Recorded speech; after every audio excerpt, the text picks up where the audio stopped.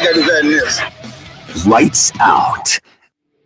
Sacking the cornerback is just like you devastate a city, or you cream a multitude of people. I mean, it's just like you put all the offensive players in one bag, and I just take a baseball bat and beat on the bag.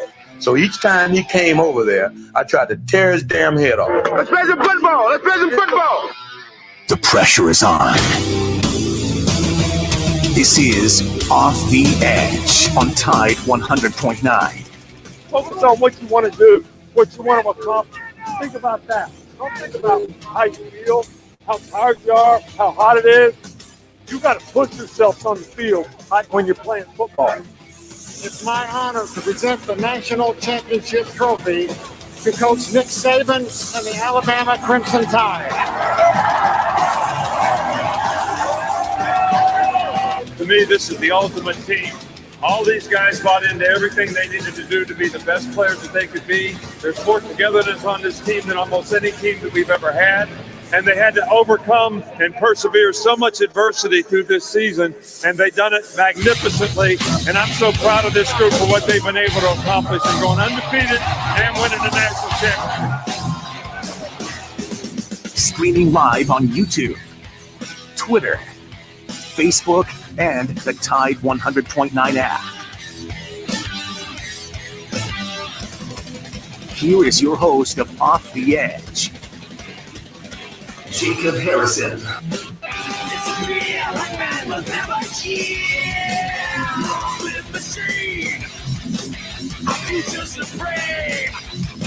Your man overthrown. Spit out the ball. Hello there. Good morning. Welcome in to Off the Edge, Tide 100.9. Great day to talk some Alabama football. We'll do it for the next 57 minutes here on your home for Alabama Crimson Tide Sports. Jacob Harrison here. Michael Bronner producing the program. Palmer McCall taking care of things as well with Joe Gaither behind the scenes. You, of course, can always enjoy the show on the Tide 100.9 app. Your absolute best friend is a Crimson Tide fan. Available on your Apple and Android devices. Game day all day coming up on Saturday. You got Friday Night Lights tomorrow night as well. Myself and Joe Gaither will be filling in as Kerry Clark will be out in the field enjoying a ACA game of his own as they take on Bibb County. That's the best way, though. You enjoy that. You download that, and you'll have Crimson Tide coverage, high school coverage in the local area, West Alabama, all at your fingertips. Whether it's written or it's on the air, we got you covered, wall to wall, on the Tide 100.9 app.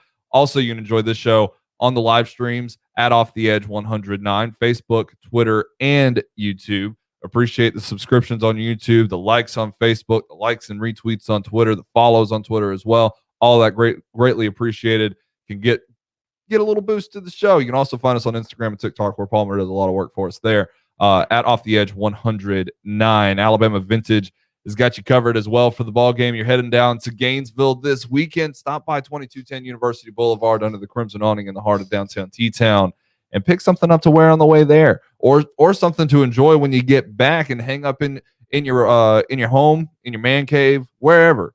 I got stuff hanging up around my little gaming station, right? I got hats thrown all across the place. Go check them out. Alabama Vintage. Check them out on Instagram at Alabama VTG. And connect with the brand ambassadors for 15% off your order online at alabamavtg.com. Jerseys, hats, shoes. Charlie's got it all. Go check them out. Nick Saban spoke last night, as he usually does on a Wednesday night, and appeared to be a little bit more pleased. Is pleased the word? A little bit more acceptable with the way that his team is practicing this week. And it's interesting, right? You go into the Miami game, and it's a little bit of, let's make sure we do what we got to do. And they dominate the first half. Second half, Miami makes their adjustments. Things kind of happen the way they do. Alabama still looks pretty dominant. Most dominant team in college football by far out of week one. Week two, not so much the case, right? The penalties continue to get in the way. Struggles on the offensive line. Struggles really everywhere on the offense except for Bryce Young. But here we are. Right, heading into the Swamp, playing the number 11 Florida Gators, who have some exciting things going on at quarterback. Have some exciting things in their pass rush. Have a lockdown corner. Jacob Copeland's one of the best wide receivers I've seen on tape so far this season, but they haven't been challenged at all so far. They played 2 mid-major teams within their state, Florida Atlantic, South Florida, beat the tar out of both of them. But Emory Jones didn't look good in either game. Anthony Richardson looked incredible in both games. So we'll continue to break down the quarterbacks. If you want a full breakdown, wrote it last night, tide109.com. And we'll continue that conversation. Tonight, I'm going to look at Jacob Copeland versus Josh Jobe. I think that is just a massive, no matter who the quarterback is, you got to be able to stop Jacob Copeland. He's the best weapon that is consistently on the field for the Florida Gators offense. And Josh Jobe missed last week after a slight injury, kept him out of practice. Saban didn't want to put anybody up against Mercer that didn't practice against that awkward offense. So Jobe is returning, and he's going to be taking on really his first real, true, big, proven test in Jacob Copeland. So we'll look at that tonight on tide109.com. Keep a lookout. But let's hear what Nick Saban had to say yesterday in his press conference, his opening statement. And the last 2 times, Monday he was a little bit more calm, but definitely on Saturday and last Wednesday, we heard a coach that was very upset, very annoyed, and was basically saying, on Wednesday, the warning, and on Saturday, I told you so. This team has vulnerabilities compared to last year. We've got to correct these mistakes. We got to kill these penalties. We got to get more production around our quarterback. And we just have to play disciplined football, sustain consistency in performance. Here's Nick Saban yesterday in his weekly Wednesday press conference. Well, I think games like this are certainly something, if you're a great competitor, you certainly look forward to. I think we all commit to things in our life. When you commit to things, you have a sense of purpose. When you have a sense of purpose, you're willing to make the choices and decisions to create the right habits so that you can be the best version of yourself, when you get in a competitive situation. And then you have to ask yourself sometimes, or not, maybe the things that I'm doing are not creating the best habits for me to be able to accomplish the goals I have and the things I'm committed to. So then you got to question what your sense of purpose is. So I think that, these are the kind of lessons in life that at least I learned, and I think players have to learn, because if you do this as a football player, you make a commitment, you have a sense of purpose, you create the right habits, you'll be able to do that in anything you choose to do in your life. But if you don't, and you can't do that, and you can't persevere, and you can't make those choices and decisions, it's my fear that, that may affect your chances of being successful in your life. So, and these kind of challenges and these kinds of games, as, competitors, that's when you find out just, what your commitment has been and what are the habits that you've created and what do you have to continue to do to try to, be the kind of player you want to be the kind of team you want to be. So we'll certainly find that out because we're going to play a really good team in the SEC and a tough place to play. So, and we're certainly looking forward to the challenge because will, kind of tell us a little bit about who we are, where we are, where we got to go, what we need to do to get there. So Saban talked about how football is relative to life, right? If you want to be successful in football, you have to do things the right way. You have to be disciplined in your actions and in the way that you do things so that you can be successful on the football field. And that it translates to life. We hear that all the time, right? Football, one of the most amazing things about football is the way that it translates to life. Because while there's selfish intentions behind every football player, because you want to be great, you want to do great things, you want to get that D1 scholarship, you want to play in the SEC, you want to go to the NFL, you want to make millions of dollars. In the pursuit of all those things, the team interest has to be upheld, and it applies to life, right? If I'm working here at Tide 100.9, but if I do things completely in a selfish manner and I undermine Joe Gaither, then the whole process at Tide 109 falls apart, and then we don't have a Tide 100.9 that operates in a way that you can enjoy, right? It doesn't add up. So we follow the model that's presented to us in an effort for success, right? And it's the same thing. If Nick Saban's going to tell you how to handle this situation in this football game, and you laugh it off because you're more talented than the guys across from you, and that's going to win out, then you're going to struggle when things actually matter, and you need the guy next to you, and that guy needs you to be dependable, but you're not doing your job. We're facing a triple option team, or we're playing a team where they've got quarterbacks that can scramble, and instead of making sure that your job as the middle linebacker to spy that quarterback while you're in the zone and be aware of where he's going more so than the receivers behind you, if you abandon that and start chasing receivers all across the middle of the field, here comes Emory Jones or Anthony Richardson for a first down, easy first down, and their drive extends because you weren't reliable. And those are the kinds of things that Nick Saban has really kind of hinted at a lot, is be disciplined and stay true to what you have been taught and what I am telling you as the head coach, right? He speaks through the media to his players to reiterate things that he has said, right? He's not telling us anything new. He's repeating things that he's told his team, so in a way to kind of send it home. Listen, this is what's really, really important, and you need to understand. So now that Saban's not so much in a bad mood and is just reiterating the importance of the message, then we get this feeling he's a little bit more pleased with what's going on in practices this week. But it shouldn't take and Chris Owens alluded to this, it should not take having a poor performance against Mercer relative to the competition to get up and be ready for a road SEC game against a top 15 program and feel a little bit more respect for the opponent and get up for the game and get fired up and play nearly perfect football. It shouldn't take that.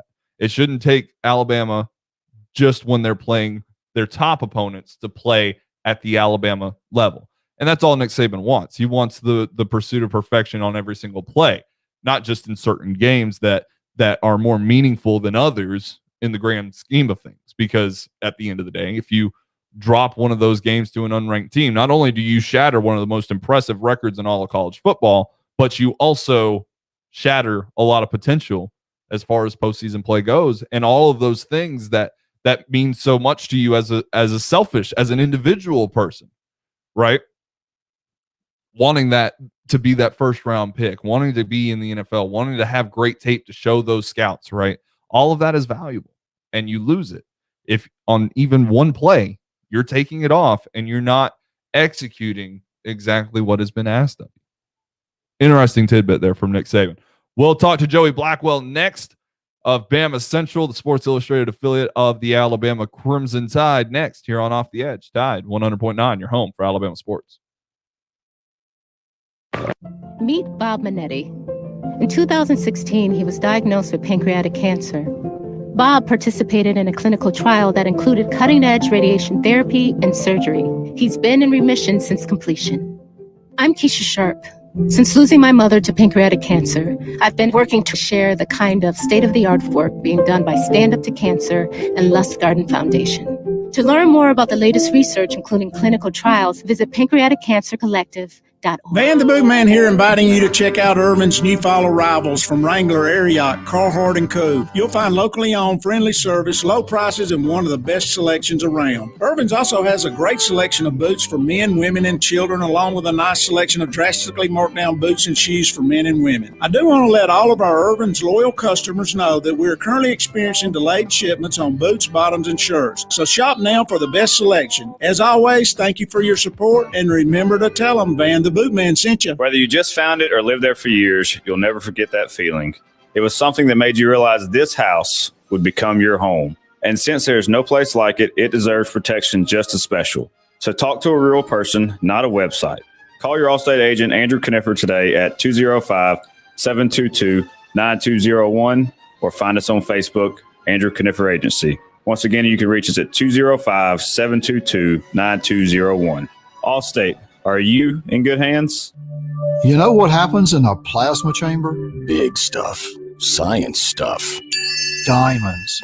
I'm Tom Osmond. Fincher & Osmond Jewelers carries artisan-created diamonds. Earth and human safe. And bigger. Lots bigger. Fincher & Osmond diamonds from the mines or artisan-created diamonds. They're all diamonds. If you want to give her the big stuff, You've got to see these diamonds. FisherandOsmond.com, a little tricky to find on McFarland Boulevard between Edgar's and local routes.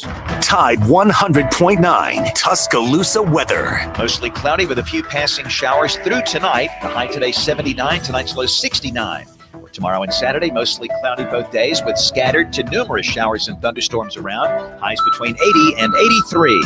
I'm James Spann on the ABC 3340 Weather Center on Tide 100.9. It's 75 degrees in Tuscaloosa. Follow Off the Edge on Facebook, Twitter, and YouTube for live streams and instant analysis. Off the Edge with Jacob Harrison continues.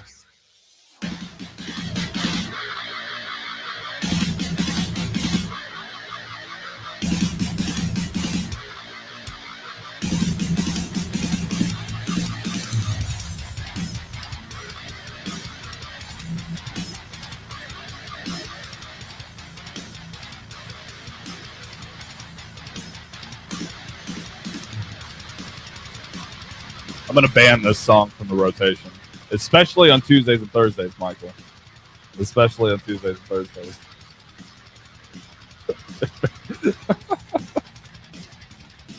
Why? This is the fallback one. I know this is the very first one that pops up in that search. Well, there's only so much I can do when royalty-free metal music is the qualifier. Ever the excuse with Michael Bronner. We're back here on Off the Edge, Tide 100.9, your home for Alabama Crimson Tide sports. Let's get right to it. Our guy, Joey Blackwell, beat writer for Bama, for Bama. And why am I trying to say Bama Insider when I know where one of my good friends works? Bama Central, the Sports Illustrated affiliate of the Alabama Crimson Tide. Joey Blackwell, at Blackwell Sports on the Twitter account. Joey, I know I'm trying to butcher your credentials here, man, but how are you doing this morning? I'm doing all right. You know, every time you make that mistake, you owe me $10. So that makes about $100 at this point. Oh goodness, the man has been keeping track. I was just trying to pair you up with your friend Tony, man. I mean, come on. No, it's all good. I'm doing great, Jacob. It's great to be with you on a Thursday. You know, I heard some people chanting my name when I was waiting to get on here, and now it's like, well, Tide 100.9 turns up on Thursday, so I'm glad to be here on this new day now. Hey, you got a fan base, man. You got a fan base. Let's jump straight into it, man. We're going to the Swamp this weekend. We gotta battle the Jorts and a duo of scrambling quarterbacks. It's not a quarterback controversy because Dan Mullen's pretty set in stone that Emory Jones is his guy. But man, this Anthony Richardson guy is a lot of fun to watch and looks to be more dynamic. Maybe he can't handle the whole playbook. Maybe that's the situation. Who knows? But at the very least, we kind of had this discussion with De'Aaron King with the scrambling quarterback being one of the slight kryptonites that can affect an Alabama defense over the years. Both these guys, though, they're the two leading rushers for the number one rushing team in the country. They haven't played great competition, but nonetheless, these are two guys that are going to weigh heavily on the minds of Crimson Tide fans for the next 2 days. Oh, absolutely. I mean, we haven't seen, at least what I can remember, we haven't seen a quarterback duo quite to this level since, the old Chris Leak, Tim Tebow days back in the mid-2000s. Really spectacular quarterback play from them. They use Emory Jones, in more of a throwing capacity, but at the same time, against South Florida this past week, he was still able to rush 13 times for 81 yards on a rushing touchdown. So don't discount his rushing game. But Anthony Richardson, he's really proven himself to be one of the more dynamic players in the country. I mean, if you look at his stat sheet, it's kind of mind-boggling. He only had 3 passes against the Bulls last weekend, but of those 3 passes, he completed all 3, 152 yards, 2 touchdowns, which is incredible, and tack on an 80-yard rushing touchdown. The guy just seems unstoppable. But they're going to give Alabama some issues on defense, but at the same time, I mean, I think that this is a winnable game for Alabama by far. I still have Alabama with the edge, but that doesn't mean there's not going to be some problems adjusting to two really solid SEC quarterbacks in the first quarter. And not just solid SEC quarterbacks, but a lot of people like to discredit this, especially after Emory Jones's first 2 starts this season. But Dan Mullen knows what he's doing with his quarterbacks. The big question mark for the Gators, though, on the other side, has always been, or not always, but for the past season, or so has been the defense. The defensive effort has not been great.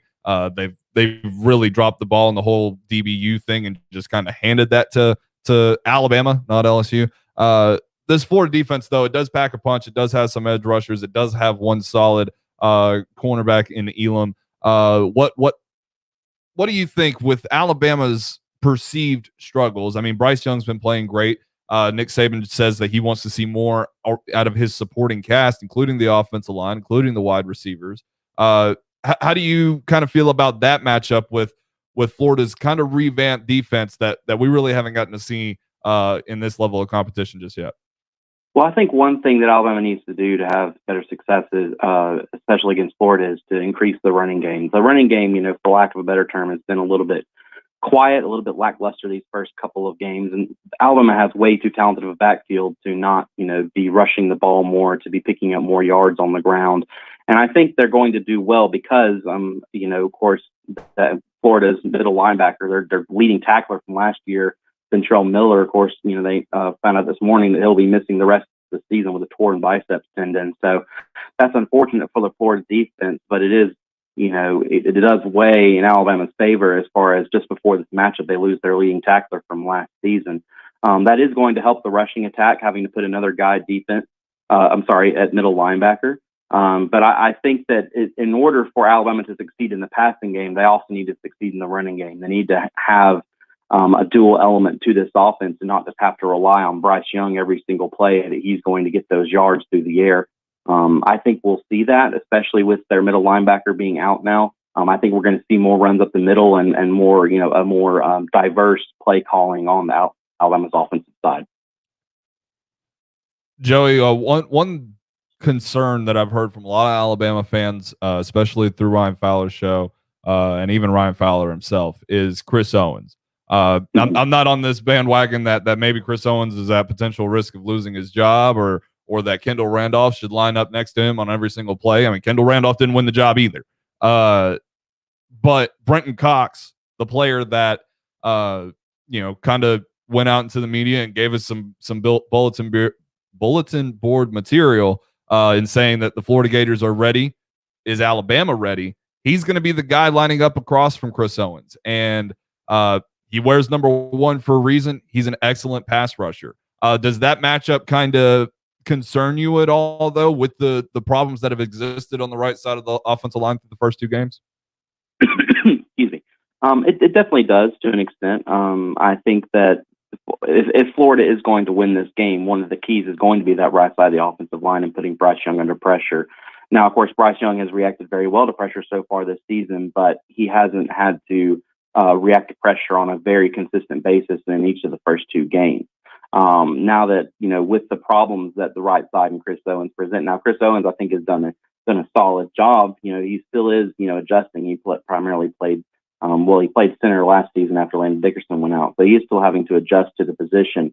But I believe that Chris Owens will do just fine. He will probably struggle against Florida a little bit because this is his first SEC game at this position on the offensive line, especially with the dynamic play and the physical presence that Florida's defensive line has.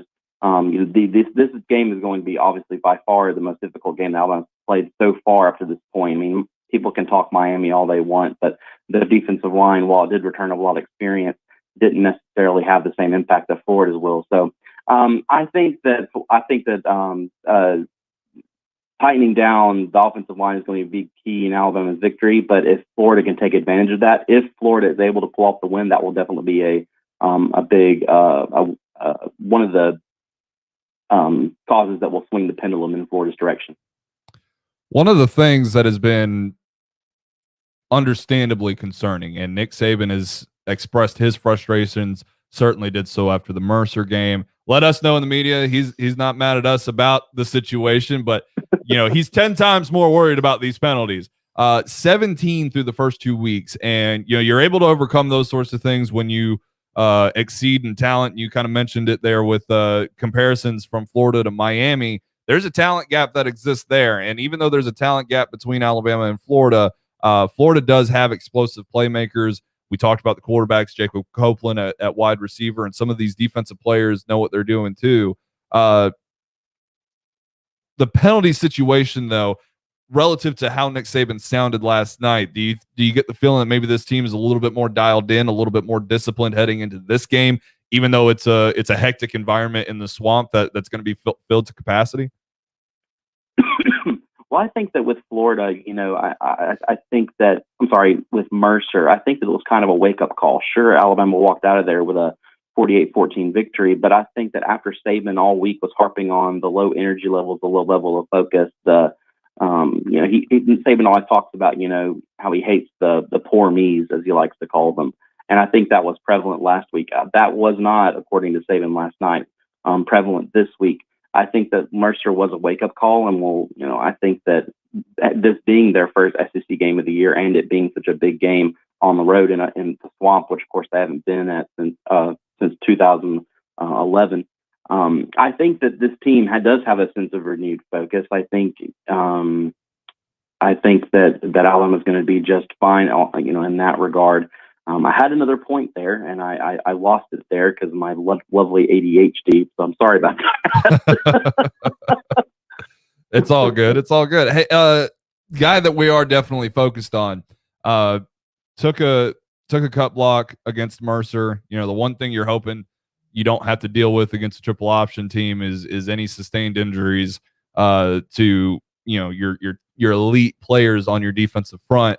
And lo and behold, Will Anderson was a victim of an open field cut block that should have been a flag, and it wasn't, but precautionarily taken to the locker room during the game, didn't come back in. But he has practiced to this point.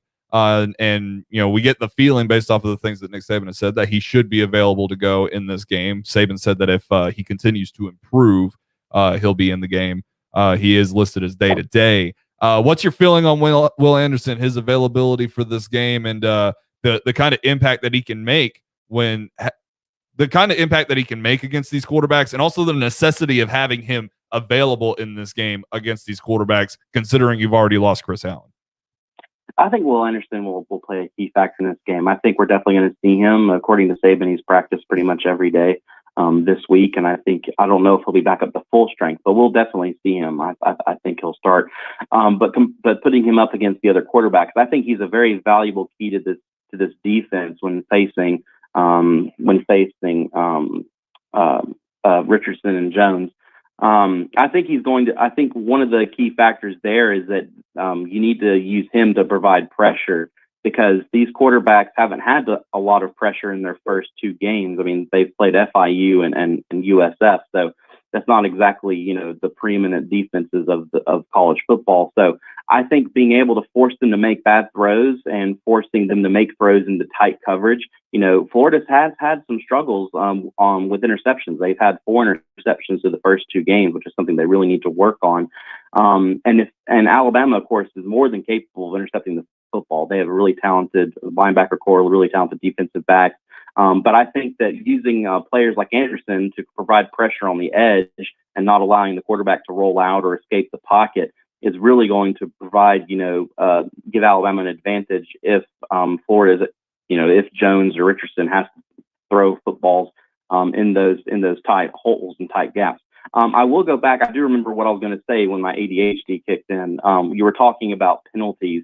I think that the penalties are obviously a huge factor. Last game, I believe Alabama had 9 penalties for 95 yards, if my memory serves me correct. Yes. And a problem with that is, you can afford to make, while those mistakes are always, something you don't want to see, you can afford to make those mistakes against a team like Mercer. And you can afford, even to some extent with how Alabama dominated Miami, you can afford to make those mistakes there. But against a team like Florida, and especially with the talent they have on offense, you can't afford to make those mistakes, because every inch you give, a team like Florida is going to take a mile. So I do think that that's something that they're definitely tightening down on this week. And I think that's one thing that's made Saban more comfortable in his press conferences compared to last week after Miami and before Mercer. That's something they definitely need to look at, because like I said, for every inch you give Florida, they'll take a mile. And it's something that Alabama really can't afford to do, is make consistent mistakes, particularly on defense. Talking to Joey Blackwell at Blackwell Sports, beat writer for Bama Central, the Sports Illustrated affiliate of the Alabama Crimson Tide. Let's look around the West a little bit. Auburn, they're heading up to Penn State. Whiteout game for the Nittany Lions. Now, the Lions are only 8-8 in those ball games, so it's not really that threatening of an environment. It's certainly a winnable game by Auburn. Penn State is a 5-point favorite in the ball game, though. How do you see this one shaking out for Auburn? We haven't really learned much about that team in the first two games playing Akron and Alabama State. It's not a good barometer. Penn State struggled with a very talented defense with Wisconsin, barely got out of there with a win. How do you see this matchup filling out for Auburn, though, as they look to, potentially rack up a big intra conference game with the Nittany Lions? We're both struggling here, man. It's it's a Thursday. We're ready for Saturday and that long trip. We were up too early covering Nick Saban last night. That's what we'll blame it on. No, but I think, Auburn mirrors Alabama in a way kind of right now, in that they've had, two games, kind of easier games, even though Miami, of course, is a tougher opponent. I think that, they both have in week 3 a tough road test. And, my question with Auburn is just how real are they? They've had 2 easy layup games showing nothing other than, it's Auburn, and it has easy opponents that barely provided a live scrimmage. In Beaver Stadium, the crowd's going to be nuts. Penn State's definitely going to feed off of it. And Penn State doesn't need any more juice than they already have, but I think it's going to be close. I think Penn State is about to I think Penn State has the edge here. I think Nick will lead off the game with a good scoring drive, but I think the Lions will hold on late. There's going to be a whole lot of sweating, though. I think that Penn State's going to have the edge. I pick Penn State in this game. Auburn's offense has definitely impressed so far with Nick at the helm, but they really haven't had any strong competition yet. And I don't think that Harsin is quite prepared for this level of competition yet, coming from Boise State to Auburn. And seeing the scene. So I don't think he'll cave under pressure necessarily, but I don't think that Auburn will be quite ready for a trip up to Penn State just yet.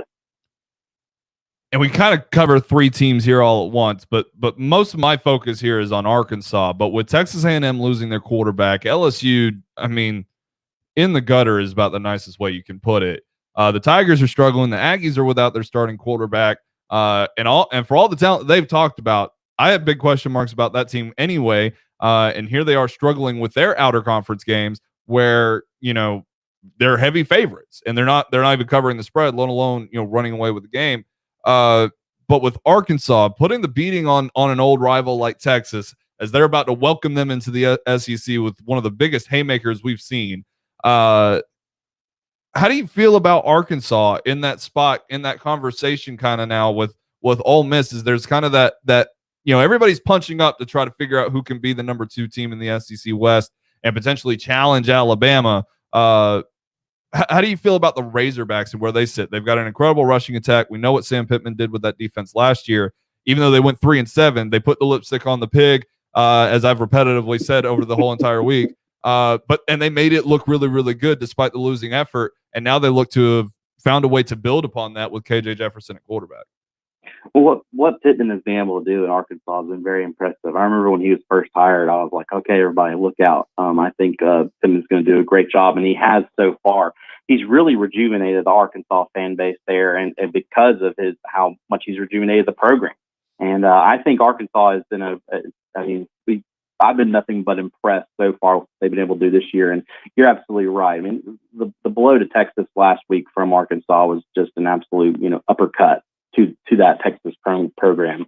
I see that. I don't know. I think it might be a little too early to say that it's the second best team in the SEC West right now, because we need to see how Texas A&M rebounds from the problems that they've been having. But they're certainly better than a team like LSU with the struggles they've been dealing with. I think that they're better than an Auburn team that still has its first-year head coach there. Mississippi State is still having its issues. Ole Miss could vie for that number 2 spot as well. I think they could vie with Arkansas, but I think even Ole Miss has had more issues than Arkansas has at this point. So I've always been a fan of Sam Pittman. I think he's doing an incredible job, and I think that having a solid Arkansas team does nothing but make the SEC more competitive and makes the SEC West scenario much more interesting, which, of course, I know you're like me, and I really like interesting scenarios, and I would love to see an undefeated Arkansas team play and then defeated Alabama team later this year. I think there'd be nothing more exciting than that. Oh, no doubt about it. Especially, it's been a long time since those Darren McFadden years. It's been a long time since Arkansas has been really relevant in the SEC West. And if everybody else is going to fall off, you're hoping that somebody can step up to the plate and challenge Alabama, just as a football fan in general, but also so the team is ready when postseason comes. They've been challenged, that they just haven't had a free ride all the way through it. Looking at the top of the college football world, though, Oregon goes into the Horseshoe and hands the Buckeyes a loss. Everything else is kind of really settled. Iowa, though, gets the upset victory over Iowa State, sends Matt Campbell and that program crashing back down to earth. Obviously, that team just cannot handle the early portions of the season. Maybe they'll come back later to make things interesting in the Big 12 with Oklahoma.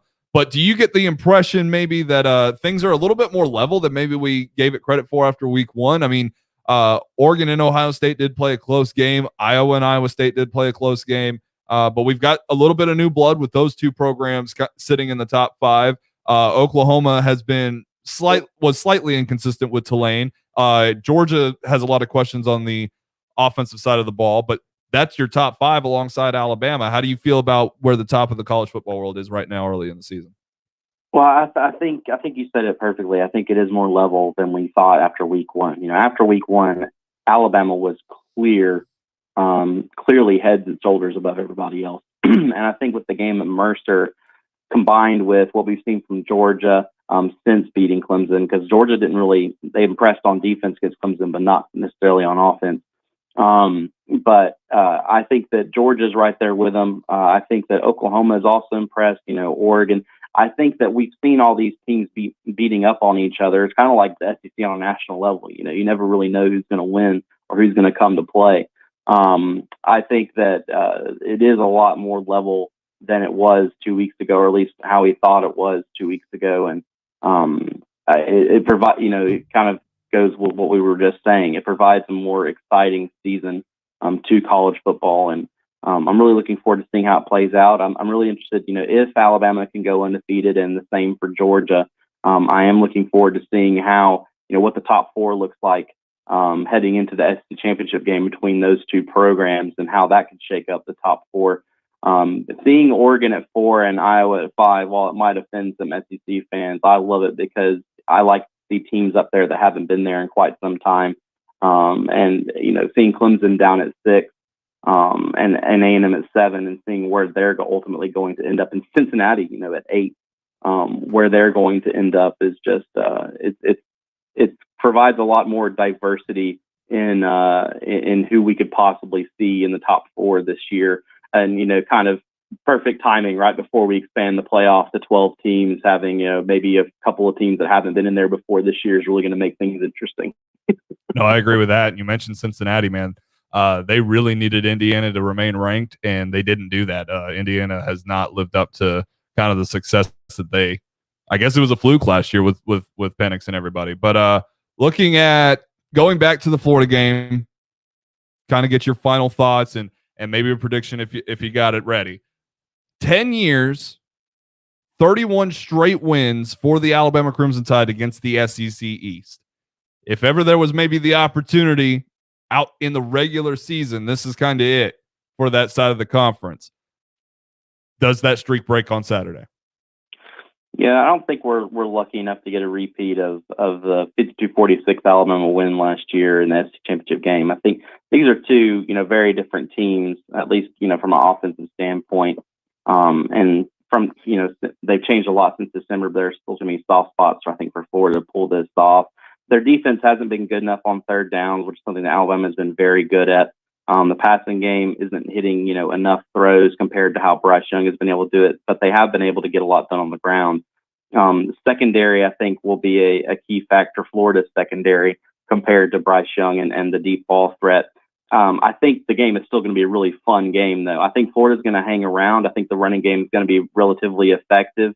And I think that in the charged environment, the defense is going to take the game to another level. I still, though, think that Bryce Young and his passing attack will hit the big plays, whereas Florida won't be able to do that. I do still have it as a close game, though. So my prediction, I think it's going to be Alabama 34, Florida 24.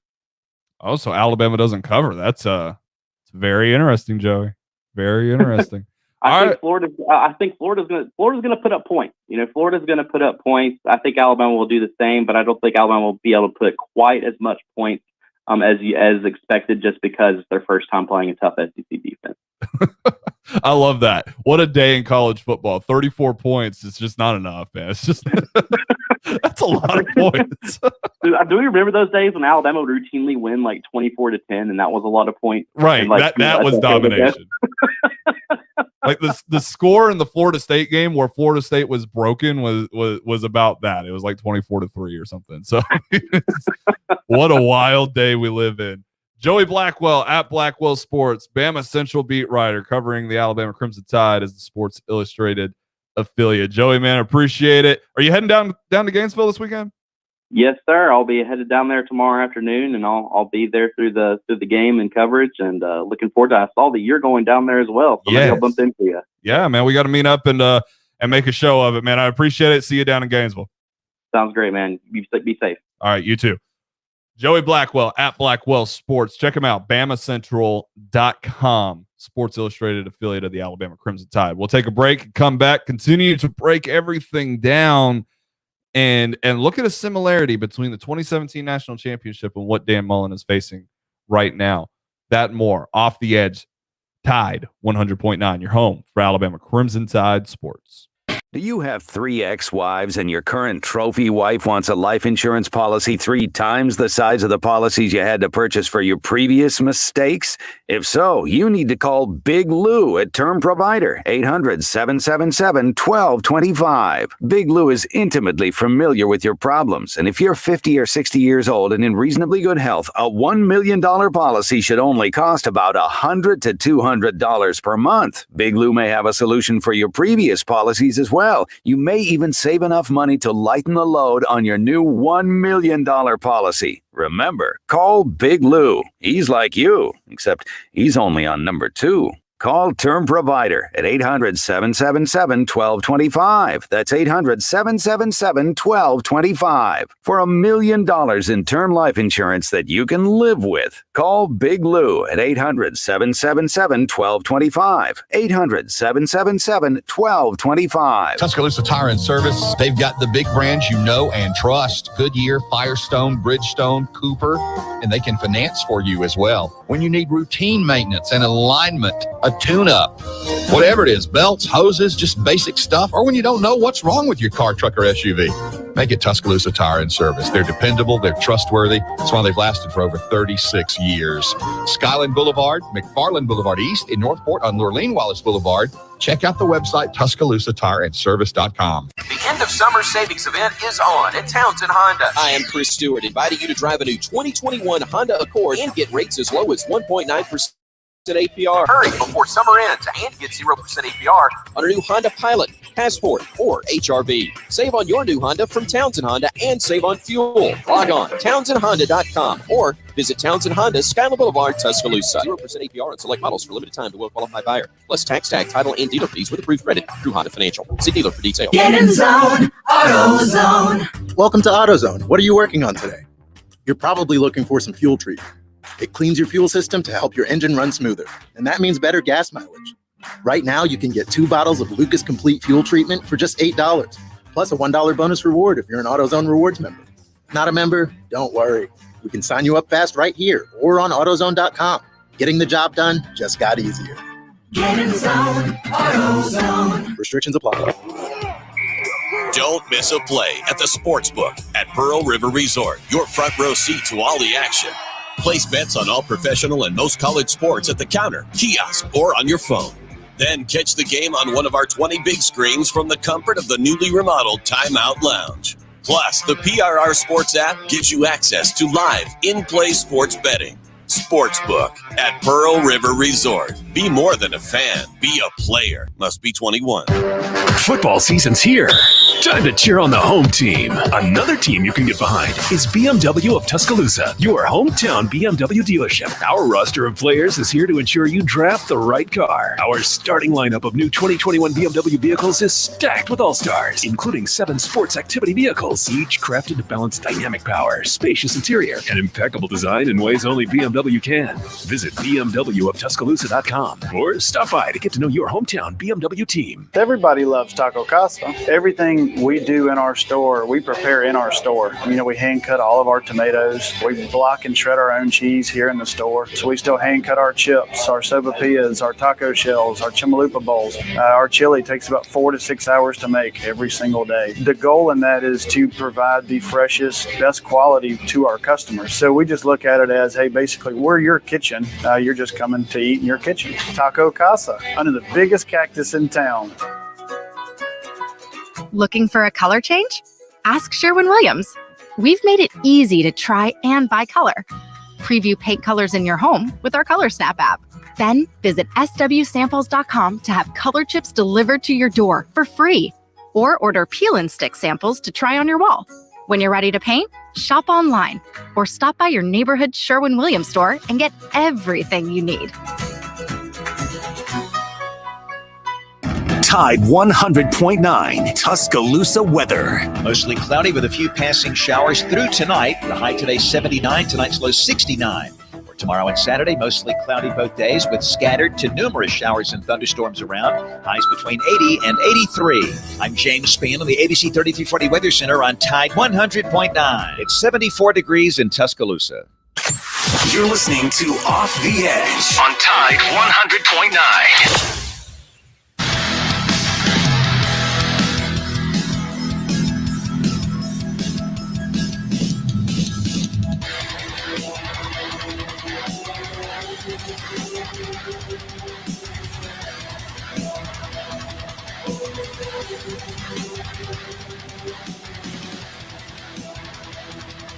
Back to close it down here on Off the Edge. Tide 100.9, your home for Alabama Crimson Tide Sports. 205-342-9904. You can call in. We got a few minutes for a few phone calls. Before we go to Steve on the hotline, though, I do want to point something out. It's kind of a similar situation here, if you kind of think about it, because of the importance of this game relative to what the Florida Gators are facing through this season. But look at this and think about it. Emory Jones has played 74 offensive snaps this season for the Florida Gators. Anthony Richardson has played 27. And keep in mind, Richardson is not cleaning up. He's not mopping up. He's not coming in at the end of ball games to wrap up the game and to kill the clock. That's not the situation. He's going out there and making plays. He's a part of the offense. He's the 12th man, if you will. And yet, Richardson has put up more touchdowns, more explosive plays, 25 yards or more, and more yards overall than Emory Jones has in almost a third of the snaps. Now, I understand he's a redshirt freshman quarterback. He may not have the full playbook at his disposal. That may be the case. Maybe the trust factor isn't completely there. And I get that too.